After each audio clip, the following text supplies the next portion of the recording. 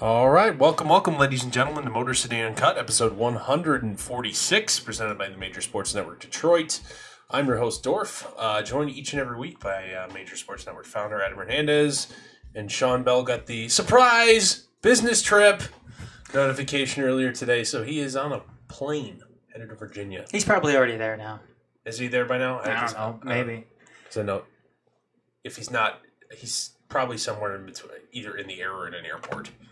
On one side or the other. So Virginia. Woohoo. Well, yeah, I guess. That's the worst place you could go. Yeah. Did you have to go to Utah a couple months ago? I think so. Yeah, surprise. That sounds worse. Phone call this morning. Oh yeah, surprise, you're going to be in Virginia tonight. What? Oh yeah, I forgot to tell you. Utah sounds worse than Virginia does. I don't know. Well, at least if you go to Virginia, I'm assuming you're flying into like the D.C. area. Probably. So you've got like D.C. and Baltimore and all that shit too. You fly into Utah, you've got Salt Lake and Wilderness. You got Salt Lake and yeah, that's it. People were actually mad at me a couple of weeks ago because I posted something. What's that? It was a people are burning Gordon Hayward jerseys because they have nothing else to do in Utah. and yeah, people on Reddit didn't appreciate that. Seriously, what is there to do in Utah? Enlighten me. What is there to do in Utah? If you don't ski and you're not Mormon... Yeah, say become a super Mormon. What is there... Hike. Visit the lake. Ski. If you're into skiing. Visit the lake. Yeah. You can do that you can do that here. So people rag on use Salt Lake City Airport as a common layover destination to get to the West Coast. Is it? But you're almost there on the West Coast. No, but it's like Southwest flies in and out of there all the time. Do they? Yeah, they fly from like Chicago to Salt Lake and then get on a different flight to go to your different spot on the West Coast. Anyways, sorry, Utah people. I didn't mean to offend you. I didn't mean to offend you. Even though that was a pretty of you. Yeah, that was a pretty bad slight on my part, though. Nothing better to do. We're gonna burn our Gordon Hayward jerseys. Oh well. He was never gonna stay. No, he wasn't. Yeah, he was never gonna stay. No, he got big money to go to a bigger market. Boston. And Boston has an opportunity to win a championship. It also has some culture and some normal people. Oh, from white Mormon to white racist, then it's very culturally diverse. I know I know you are. You're being facetious. I'm rattling the cage tonight. Sorry. He's just saber rattling. I want to go to Boston. I think Boston would be fun to go to. Keeping after his idol Kim Jong Un here. Who, me? Yes, you. Why me? Because you're saber rattling. Oh. And I was wearing my commie shirt, even though Kim Jong Un isn't communist, but different show. Wrong podcast, Adam. That's on Tuesdays. Sorry. Catch that on XCast right here on Empire Media on Tuesdays. Or over on the Empire Media. Over on Empire Media. Whatever. This is a subsidiary of it. Whatever. All the same thing. It's all the same thing. Who cares? All right. Let's get into it now. Kind of a short, kind of slow week. Slow week in sports. So let's talk about the hypothetical trade that will never actually happen. The Kyrie Irving to the Pistons. Reportedly, Stan the Man Van Gundy did give... Danny G in Cleveland a call and said, yo, we would be interested in one Kyrie Irving. As a Pistons fan, if you're going to put on your general manager hat here for a minute, are you interested, Adam, in Kyrie Irving to the Pistons at all? I think you have to be interested in Kyrie Absolutely. Irving. I mean, if you're any team now, do I think the Pistons are going to get him? No. One, because I don't think Cleveland is going to deal Kyrie Irving to a division rival, especially a division rival that can be nipping at your heels a little bit here if they were to get Kyrie Irving. I mean, imagine a backcourt of Kyrie Irving and Avery Bradley, because I'm assuming you put... one plays defense and the other doesn't. Exactly, and I think that's fine. I think you could put... how would that work? Would you need Bradley to go the other way, though, as part of the trade? I'm assuming Bradley goes with him. I'm assuming that he doesn't. I'm assuming that what they do is Andre Drummond is definitely going the other way. Somebody actually tweeted something to us on Twitter because we asked whether or not the Pistons had the pieces to make this deal work, and they ran something on the ESPN NBA trade machine. I'm pulling up the trade machine right now. Yeah, and I don't know if this was a 4-team deal here, but it was involving the Pistons, the Cavs, the Knicks, and the Rockets. And what we had happening here is basically the Pistons... Because it's an off-season trade, though. The cap doesn't have to match. Yeah, well, basically the Pistons are getting Kyrie Irving, Iman Shumpert, and Kyle O'Quinn. And the Cavs are getting Andre Drummond, Stanley Johnson. The Knicks are getting Reggie Jackson, John Lure, and Trevor Ariza. And the Houston Rockets are getting Carmelo Anthony. And according to this, it works. I don't think you've got to get that many teams involved, though. I think the Pistons might be able to work up a straight up deal for Kyrie Irving. Except I don't think it's going to include just a couple of players from Detroit. I'm assuming the Pistons are going to also have to part with at least one first-round draft pick, maybe 2. Oh yeah, picks galore here. I'm just trying to make it work, like salary-wise. Can't do it. Can't do it. No. Yeah, I can't do it. It doesn't work for the Pistons salary-wise? It doesn't work for the Cavs salary-wise? I can't make the salaries match regardless, and with like players that make sense. Okay, well then you'll have to bring in a third team then. Yeah, absolutely. So, and you know what? We can sit here and play with the NBA trade machine all we want. But like I said, somebody tweeted this at us, the other day. They worked it out in the NBA trade machine. Like I said, there's 4 different teams involved: the Pistons, the Cavs, the Knicks, and then the Houston Rockets. And what do we have? All right, let's just say hypothetically money doesn't matter. If you're the Cleveland Cavaliers, who do you want off this team? You know what? Andre Drummond is a player that has a place in the NBA. And you know what? He's, in some sense, still an asset when he's on the floor. Late in games, that's not the case not the still. Case, yep. Late in games, he is still a liability. And why would Cleveland want that? Again, that's going to have to be the Pistons' front office to do the convincing on that one. Maybe they convince Cleveland that he is workable. He can still learn. But they have everything already that they want. Well, that Andre Drummond should become and Tristan Thompson. But he costs less money and he's under control for just 1 year less. The thing though with Kyrie Irving though is I think you've got to look at it from 2 points here. First, Kyrie Irving is now a toxic piece. Yep. He's a toxic piece within that organization. Dorf, I don't see how he continues to play in Cleveland. They have to get a deal done this offseason. There's no way at all that Kyrie Irving can play alongside LeBron James in 2017, 2018. It's just not going to happen. It can't happen. I think you're looking at a very, very bad situation going forward if they don't make a deal between now and the start of the season. And Dorf, you know of anything else that what Kyrie Irving has done and how things have gone about this offseason for the Cleveland Cavaliers, what has this done to their leverage in any deal? It's murdered it. It has absolutely murdered it.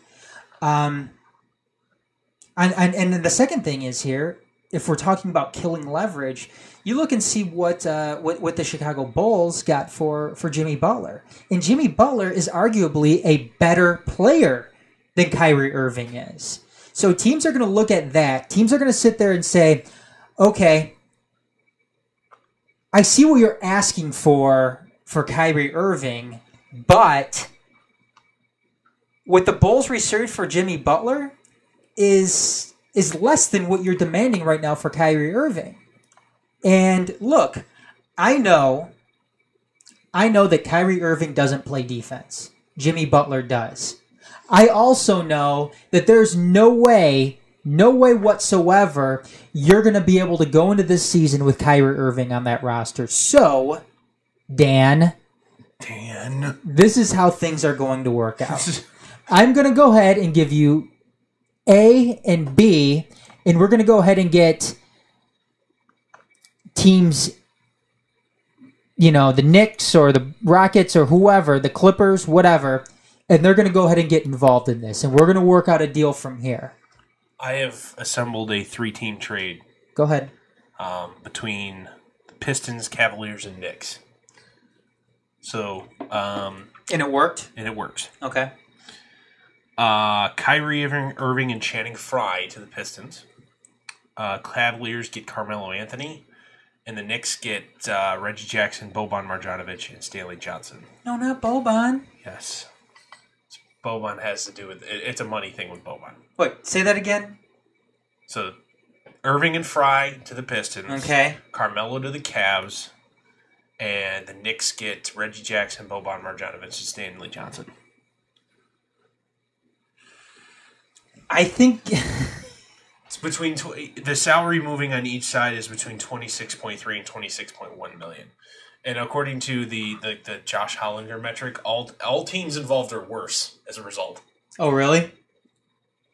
Yes, the Pistons are 7 wins worse. The Cavs are 7 wins worse, and the Knicks are only 4 wins worse. I'm not convinced that the Pistons are worse because of that. I'm really not.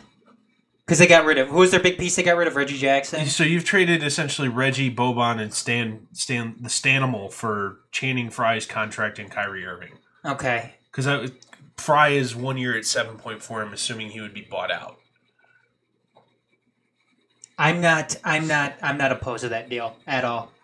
If that deal was put on the table in front of the Pistons, I pull it. Because you're not losing anything. You're trading you're trading Reggie Jackson, who arguably lost his spot on this team throughout last season. Yep. For a guy who is an all-star, who is in many ways a game changer, an all-NBA player, and you're gonna have a backcourt all of a sudden of Kyrie Irving and Avery Bradley. I'll take that. And then you still have Andre Drummond up front.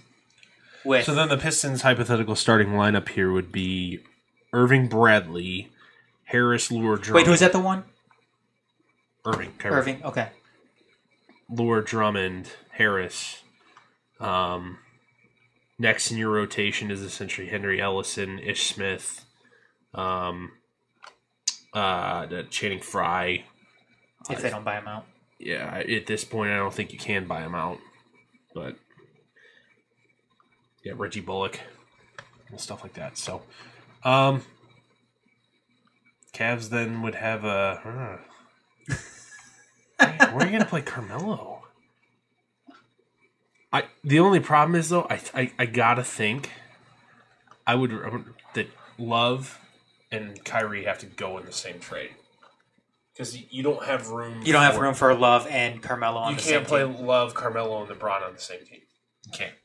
God, that's way too... Not enough ball. No. Nobody wants to play inside. Nope. God, who the hell would you play inside? You going to play LeBron at the 2?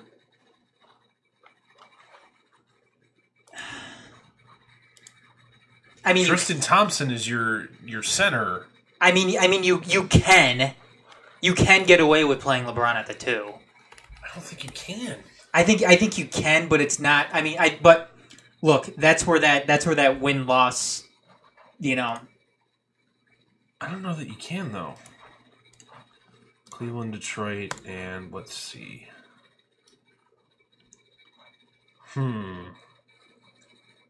I think you can, but it's not going to work. I think you're right. I think you're right. I don't think you could. I think you're right. It's going to have to. You're going to have to trade Kevin Love in the deal as well. So, Pistons. And that's the only way. That's the only way it's going to work. Okay.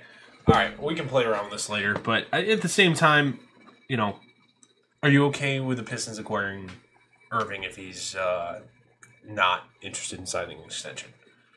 He does still have 3 years remaining. So 3 years remaining. As long as he doesn't become a malcontent, that's going to have to be his team. Gets what he wants. He gets what he wants. He's the one and only. He knows the division. The downside is you're going to have to play Cleveland a lot. 6 times a year, right? 6 times, something like that. 6 times a year, and be prepared for a very, very hostile environment when you do go back. But you also get that new stadium to play in. Also, yeah, you get that new stadium. I guess you're in a bigger market still, but it's not the same type of market that that is going to demand a shit ton from you. It's not like going and playing in the New York market or the LA market, which I'm assuming LA has they care somewhat about their basketball team or teams. But other than that, I think Detroit would be a workable market for him. I think it would be a fine place for him to play. Now that I'm thinking about it more, I think Kyrie Irving in Detroit would work out nicely. Yeah, I think it would. If he's fully committed to that notion of wanting to be the man, then yeah, he can come here and he can do that. Absolutely.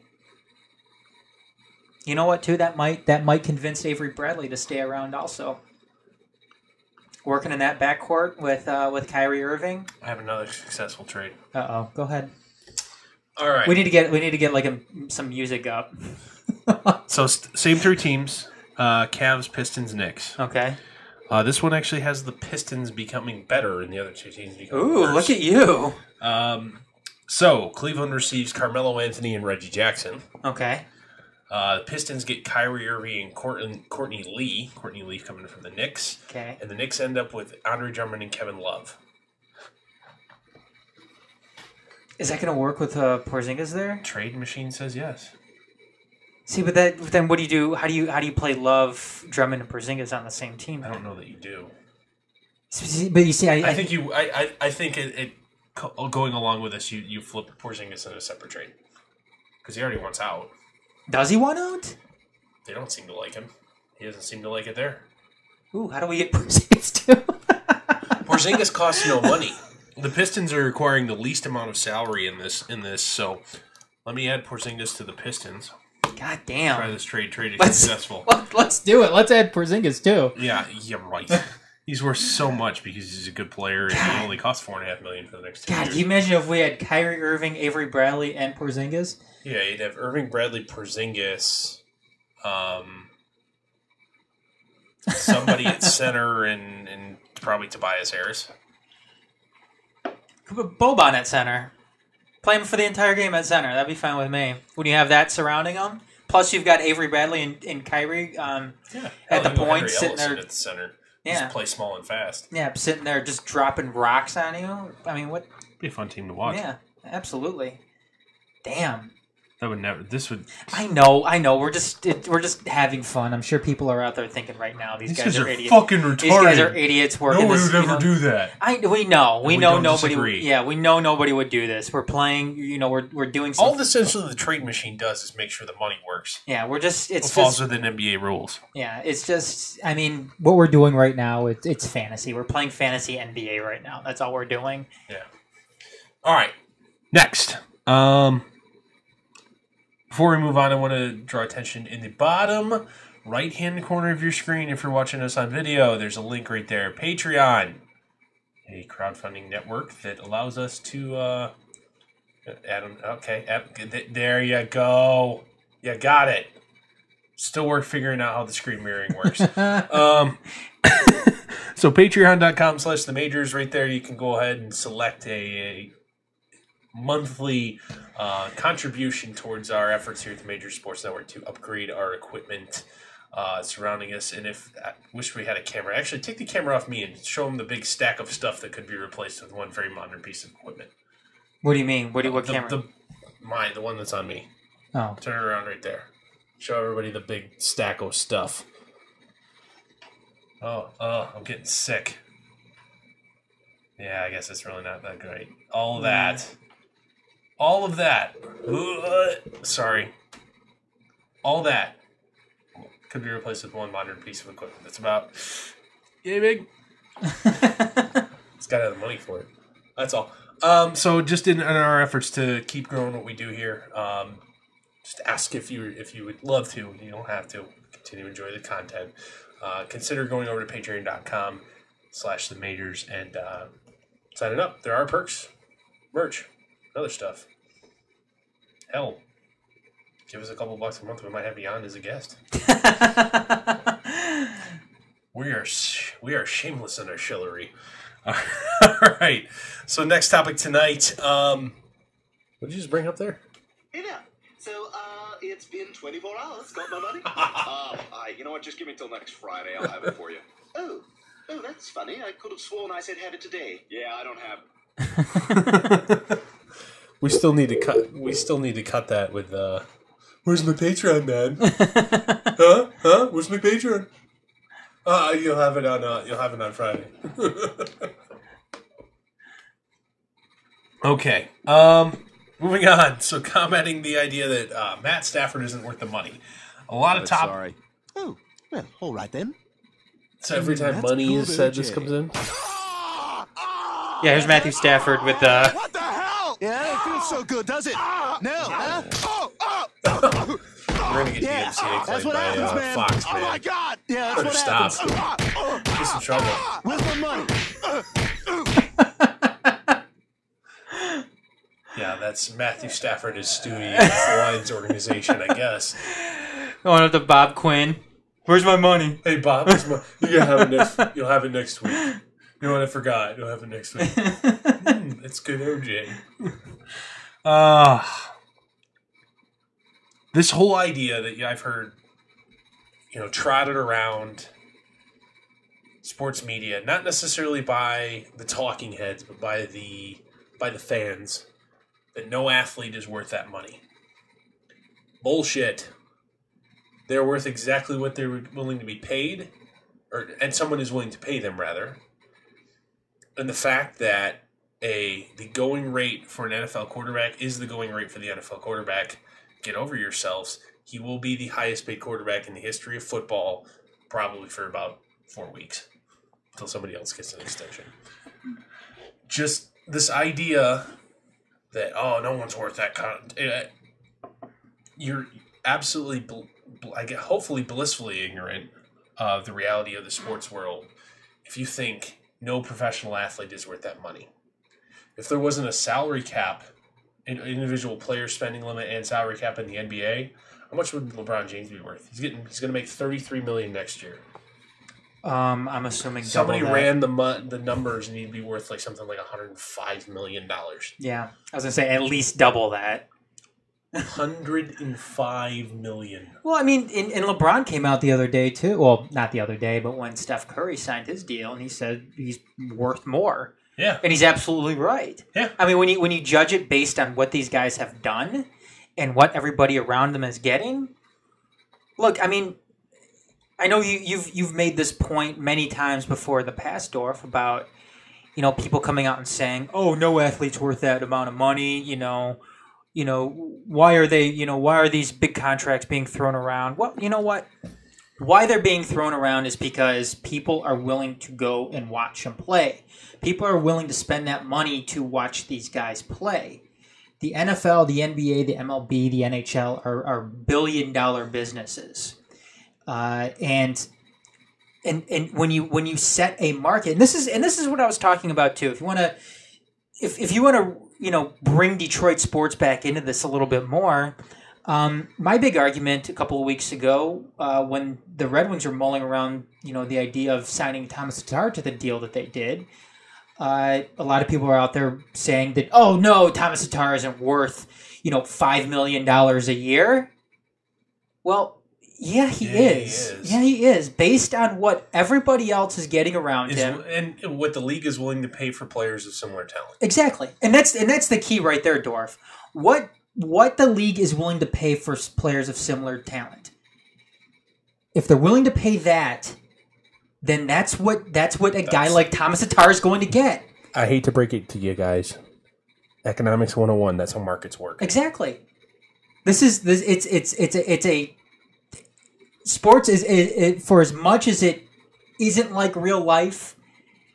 That's one of the ways that is something that is fundamentally true in sports. Yes. Except in communist leagues that have salary caps. But also, baseball is the only true form, although it does have a price floor, artificial price floor. So, but I mean, there's a salary cap in the NBA and the NFL and the NHL. But I mean, still, relatively speaking to the salary cap, players are going to make market value. Yeah.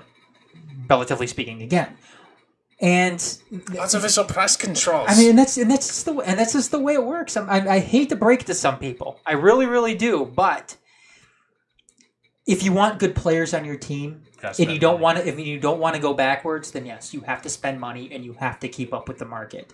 And in Matthew Stafford's case, when you look at what players around him are making at that position, nobody's just making up numbers with this. Matthew Stafford isn't just going to the line and saying, "Hey, I want $67 million. Yeah, I want this. I want this amount of money right now. I want $100 billion." He's not pulling a Dr. Evil here. His agent and the Lions know what the market is dictating. Look at the last 4 quarterback contracts signed about guys with similar statistics. Let's do a blind study here. You know, my client is the one highlighted in yellow, and here's what the contracts these other 4 guys got. Those are old deals. So I'm going to expect a little bit more. Pay up. Yep. This is pretty simple. I bet you all they're bickering over is guaranteed money. I bet you the years in total compensation have been settled, and they have been for some time. The Lions are afraid of, getting locked into something where they may not be able to get out of it, rightly so. Mm-hmm. And Matt Stafford's agent, fuck it, we're going to set some precedent here. $100 million. The record for guaranteed money, I believe, is Russell Wilson's contract. I'm going to look that up real quick. Okay. Record for guaranteed money. With that being said, he's going to want to beat that by 10-20%. It is. Come on.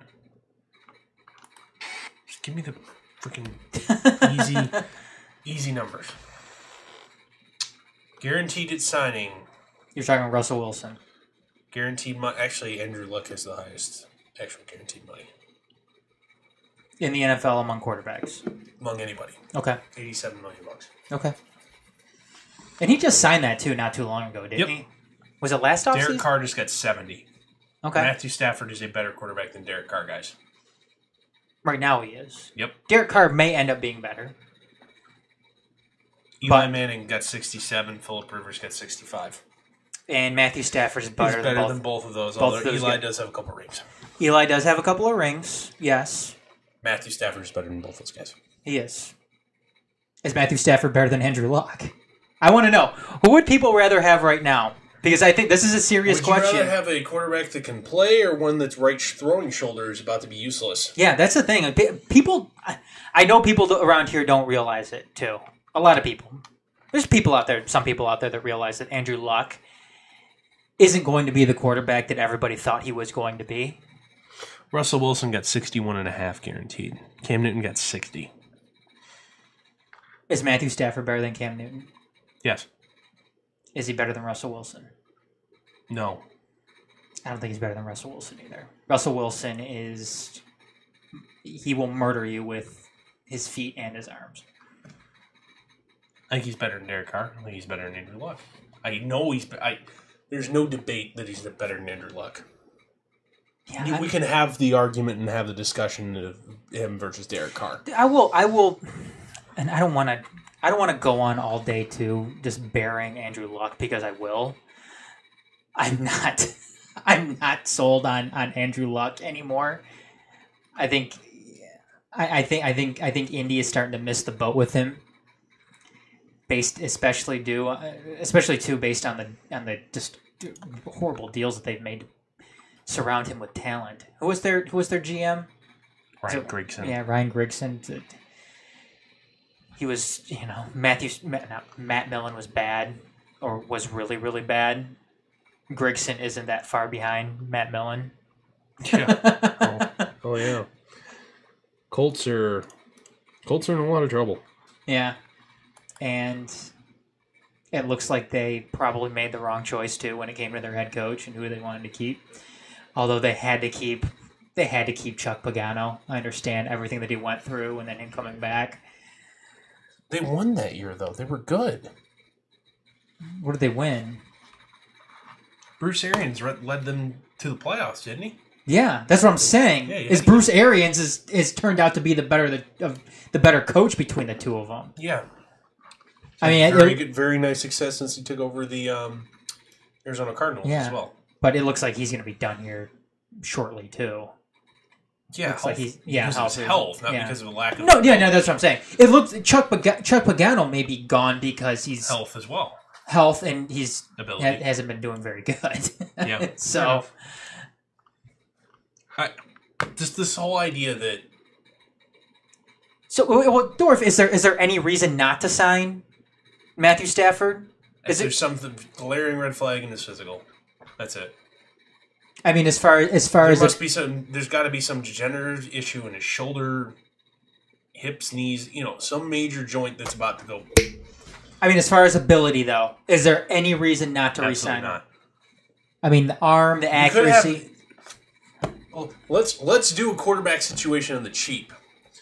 Let's try and acquire talent via free agency. You know what kind of guys that gets you? Brian Hoyer. He's a Michigan State guy, though. Blaine Gabbert. Let's see. Colin Kaepernick. Still not convinced that he can win games in the NFL. Jay Cutler. Ooh. Ryan Fitzpatrick. Ooh, Nick Foles. You can have Nick Foles, too. Hell, you might even be able to get the Chiefs to sell you Alex Smith. Know what all those guys are? You know what they all have in common? They're not very good. They're significantly worse than Matthew Stafford. Yeah, you'll be going backwards, people. Guess what the NFL draft has not produced in the last 4 years? A good quarterback? Yup. Guess what? This next draft class might be pretty alright. Do you think Jared Goff is going to be bad? Yeah. Do you think Carson Wentz is going to be bad? I don't think he's going to be anything great. I think he's gonna continue to take steps backwards this upcoming season. I don't know if it's necessarily backwards. I just don't understand why everybody, just in their pants all over him anyway. Okay, well, is Water going to continue to find his level with Carson Wentz? Absolutely. And he's going to be... Same time, that was a garbage team around him. There's a garbage team around him, and you know what? They found a spark in a Division III quarterback. It was Division II. Division II quarterback. And... teams didn't have the, they didn't have the playbook on him figured out. This whole idea that Carson Wentz can make all the throws. Sorry, I don't know what deep balls you've seen him throw, but they're all wounded ducks. Quack, quack, quack, quack, quack, quack, quack. Whatever. I'm with you though, man. I people don't want to sign Matthew Stafford because he hasn't won a playoff game for you. You know what? Which I don't know. And here's another fundamental truth in football. Go ahead. If you don't have a quarterback, you have nothing. You can't build anything. You can build through the draft, but guess what? Guys don't want to stay. Guys don't want to come as free agents when you don't have a stable quarterback situation. You won't attract any talent in coaching. But you're going to need to make that decision here again shortly, which we haven't talked about in a while. Do you retain Jim Caldwell? Oh, yeah, he's in the last year, isn't he? Yes, he is. Sweet. Show fodder for the next 8 months. There you go. 6 months, probably. Next 6 months. Let me make a note of that. Talk Jim Caldwell. Stamp it on the wall. Well, too bad Sean's not here. Sean would make that note. He would probably get a piece of paper. Jim Caldwell stapled to the drywall. If you want anything to go right for your organization, you have to have the quarterback position on lock. And the Lions have a pretty good one. No matter what people think. Yeah, he's not Tom Brady. It's not Tom Brady, but who is? Guess what? Tom Brady, fucking luck. Can't tell me that it was all part of the plan to draft a quarterback in the 6th round when you had Drew Bledsoe under contract. That was the grand master plan by Robert Kraft. And Tom Brady wasn't great at Michigan. He really wasn't. He Lost his job to Drew Henson. He was a decent option. A decent option, but a better college quarterback. But a better one came along at the time. And well, speaking of which, you know Wilton Spate's probably about to lose his job, right? Yeah, dude. Not surprising. No, this is something. Brandon Peters is a stud muffin. This is something that Michigan has been working their way to, and it's fine. Yeah. This is what should happen. I applaud Jim Harbaugh for doing this. I love Jim Caldwell. What? Jim Caldwell? I was trying to do the Martha Ford. Oh. But, yeah. Anyways. Yeah. Cool. Speaking of depressing subjects, let's talk about the Detroit Tigers lineup that we hopefully want to see in 2018. Okay. With that in mind, out of the guys that are around, so you really don't have any expiring deals. It's going to be the same crew. I mean, you can have J-Up opt out. No, you had... Please, Jesus, God, don't you dare. Justin, we love you. You still don't think he's going to opt out? I don't think so. I think it would be a disastrously risky financial gamble. CEO and assessment is the last 2 years. Who's the better outfield option though in the market? Is it J? Because he's going to be competing against his former teammate. Yeah.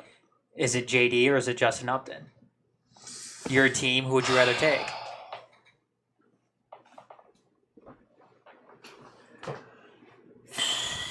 I'm going to sit on the fence like Sean. I'll say I'll take either. Oh, come on. You can't do that. And for that reason alone, you're also up against Jay Bruce.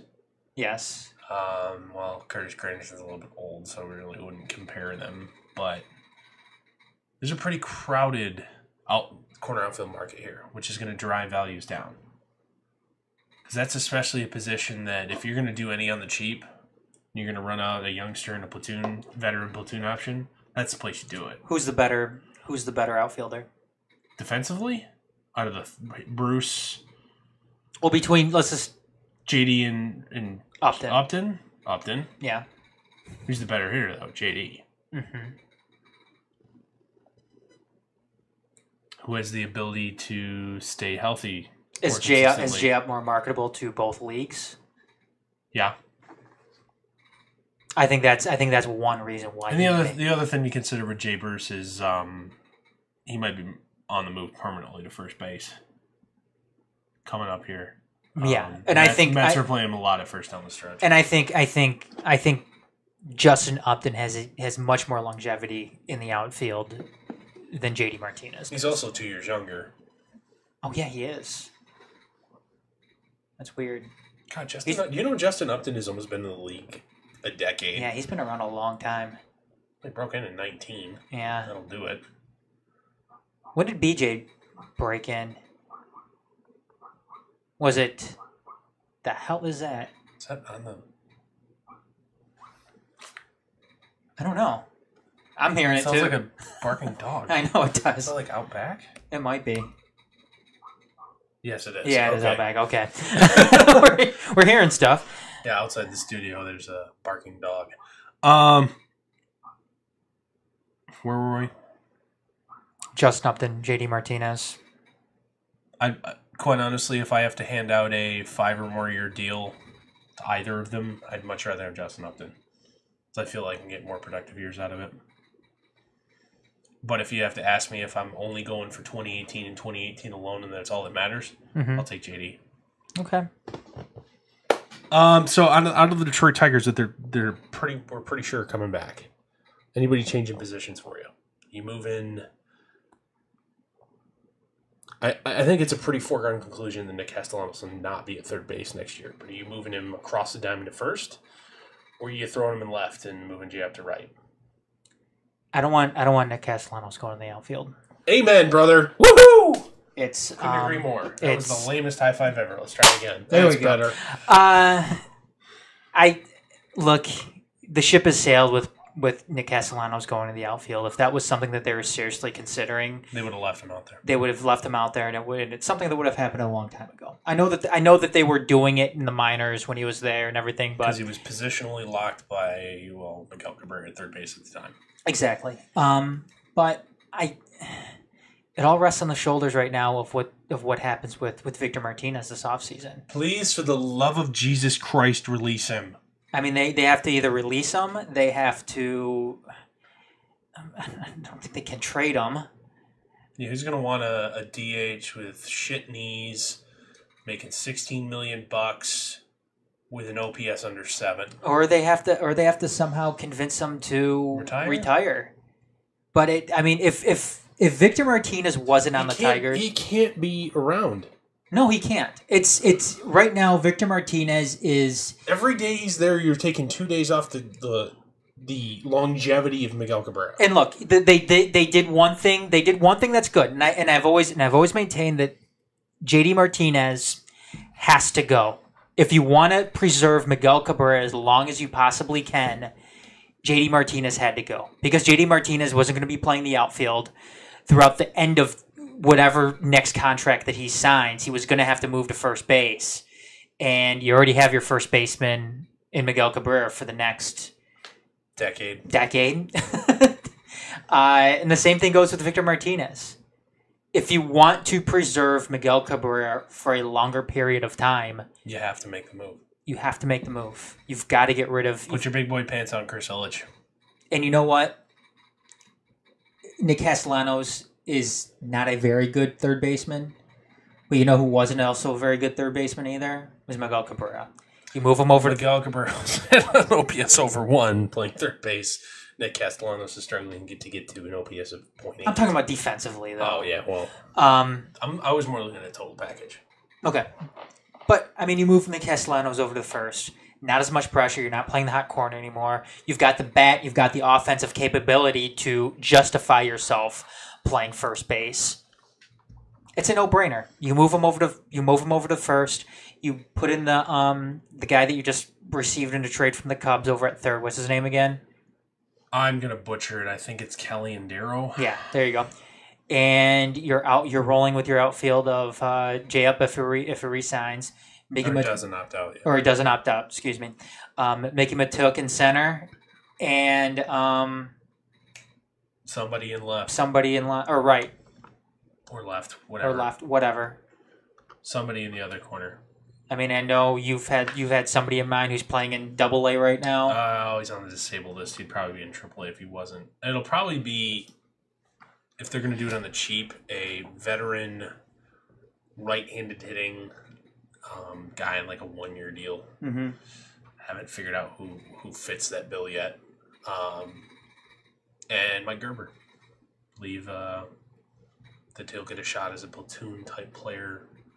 But you're also working off the notion too that Christian Stewart doesn't make it. I don't think he breaks camp with the team next year. No. Okay. I just don't. You know what? You need. He has to get better with the glove, or you're bringing him up as your DH, and that's it. And then you live with him not. He'll DH 5 times a week. Cabrera will DH twice and play first the other 2, and Castellanos will. Who did you say works that method a lot? Is it the Twins? Yes, specifically with Miguel Sano. Mm-hmm. He'll play like second base 2 days in a row. He'll play first and he'll DH. Then the following 2 days. So it could work with Christian Stewart up, but the key is. The combination of the 3 guys. If you look at it, if you want to say 4 in an ideal world, it would be Kelly. Butchering it again. Kelly and Darrow, Castellanos, Cabrera, and Stewart. Yeah, we should probably learn how to say his name. Yeah, I know, probably. He's probably going to be on your opening day roster next year. But that combination of those 4 guys will play first, third, and DH every day. One of them won't be in the lineup. Ooh, YouTube TV. What's this? Don't. No? It's $35 for something you can get from like Sling for $20. Oh. Sorry, go ahead. So with that in mind, who's in your rotation to be in the next year? What do you think the rotation will look like? And if you have them adding in in free agency or something, you don't have to come up with a specific name. Just say free agent with this budget in mind. For me, I mean, obviously Zimmerman's going to be there. You're going to be rolling with Fulmer. Yep. Daniel Norris is going to be back in. Mm-hmm. I'm assuming Matt Boyd is probably going to be around, probably still taking up the 4th or 5th spot.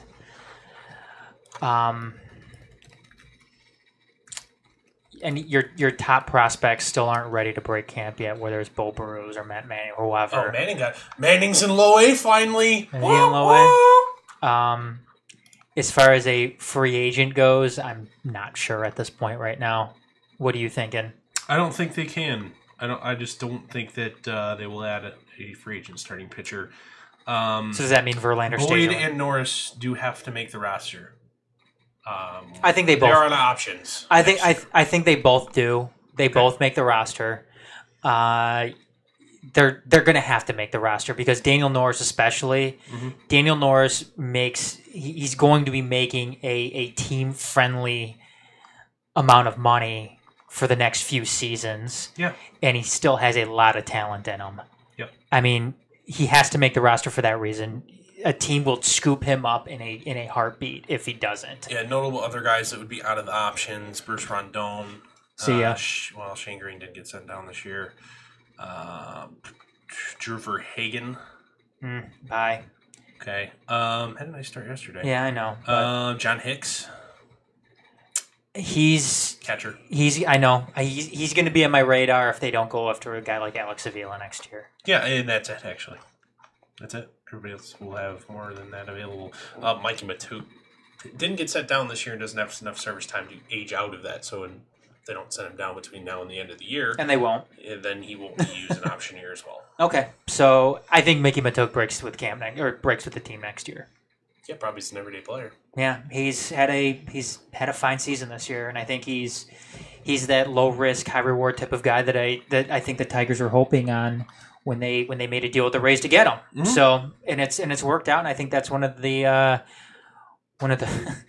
few good deals that Al Avila has made so far during his tenure as Detroit Tigers general manager. Yeah, absolutely. Out of the prospects currently in the minor league system, who are you most excited to see the debut of? That's close. Yes. Christian Stewart. Okay. With his bat, I'm excited to see the guy whose name we Big can't. Towering left-handed home runs. Yeah, I'm excited to see the guy whose name we can't pronounce. And you know, the closest offensive comp to him I've seen, the one that I like. Who's that? Carlos Santana. A little more average. Okay. A little less power, Carlos Santana. Will he take walks like Carlos Santana? Yep. Okay. That's cool with me. What does he do? Gets on base. Yep. I'm just going to keep on pointing to Pete if you don't. Gets on base and all he hits is dingers and doubles. Hey, that's fine with me. What about you? I'm going to say Charlie Laporte. Also acquired in the David Price deal along with Matt Boyd and Daniel Norris. Are you surprised he's not up yet, or? No, because you know what? He is still a 22-year-old lefty that has had historically a walk problem, and now he's at AAA, and that's kind of popped back up again. It needs to go away for a little bit longer, but I wouldn't be surprised if he doesn't get 10 innings or so in the major leagues down the stretch. Okay. Assuming they don't want to limit his use at all, he may not see time this year. But that is a guy that I'm interested in seeing. Awesome. So, last but not least, we're going to move on to the cut room floor here tonight. Former Michigan State Spartan point guard Keith Appling heading to jail for the next year on a gun charge. You can't bring an AK to the club. You can? Apparently not. Oh, what kind of... It's not a club I want to go to. It doesn't sound like any fun. Sounds like one where you don't die. God. Darko is now an apple farmer and is, quote, happier than he's ever been. He's an apple farmer now? He farms apples. Really? Yes. Where? I don't remember. Darko's an apple farmer, though. Hey, well... Remember he tried kickboxing for 5 minutes? Was it kickboxing? It was kickboxing. Oh, did he get his ass kicked? I don't know. I don't think he actually... I don't know. Darko's an apple farmer. Hey, well, what are you going to do? And the Braves inquired about Michael Fulmer at the trade deadline. Who was also on DL. Elbow... How do you say that? Some kind of... Natursis? Some type of inflammation. Inflammation of the nerve in the elbow.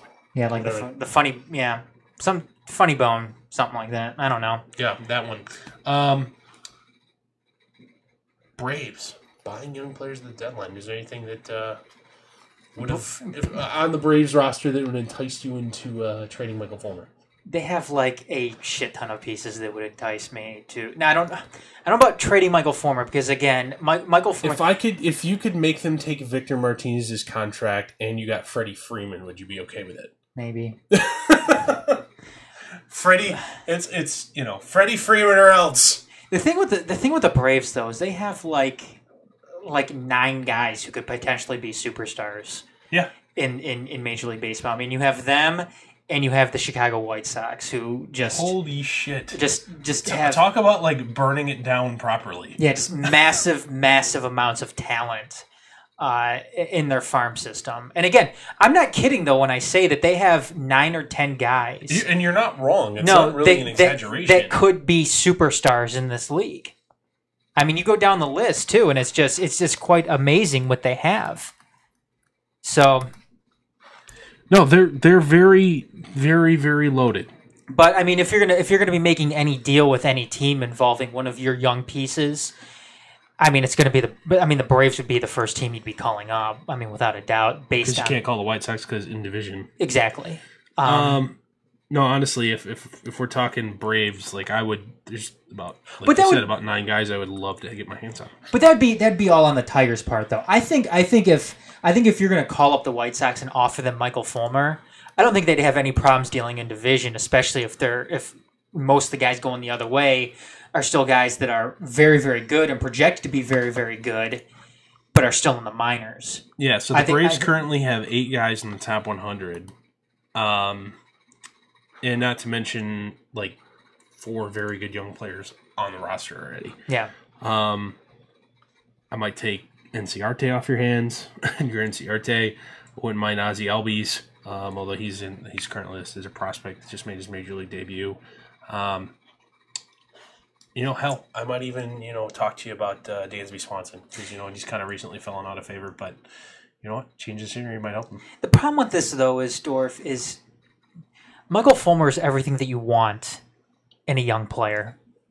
Cheap, really good, and he's controllable. Yep. For still a few years to come. Years. Yep.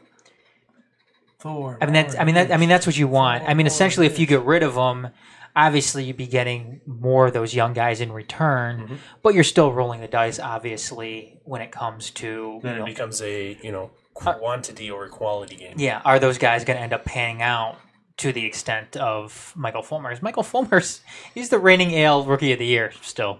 And he still had he's been the best Tigers pitcher on the roster this year. So absolutely. All right, that is going to wrap up tonight. Oh, we do have a comment here, which we might wanna respond to here real quick. Where did this come to us at? When we're talking the Lions, and is it on the Facebook? Yeah, Cap is so much better than you're saying. I bet you guys like Cutler, huh? Don't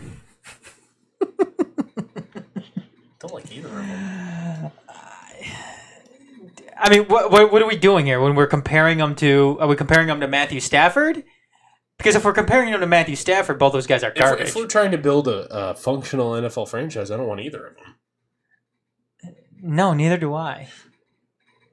You know what? Because one's 34 and has shown multiple times over the eons here to not give a fuck. He has diabetes too. Keller does? Yes. Oh, I forgot about that. Yep. Just doesn't give a fuck.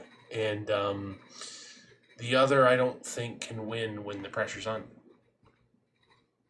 Yeah. That's a non-political criticism of Colin Kaepernick. And Colin Kaepernick wasn't good even prior to him. He did have a nice season when there's no pressure on. Yeah. And if you look at it, all those yards and touchdowns are in junk time. garbage time or when the game was already way out of hand. Sorry. Empty stats don't mean anything to me. And I'm defending Matthew Stafford. That's hilarious. What? Empty stats don't mean anything. And you're defending Matthew Stafford? No. I don't want but to. You know what, if I am building a you know what? No, franchise, you know what though? Matthew Stafford has a little bit more clout when it comes to that because Matthew Stafford is a first overall pick too. Yeah. I mean, he has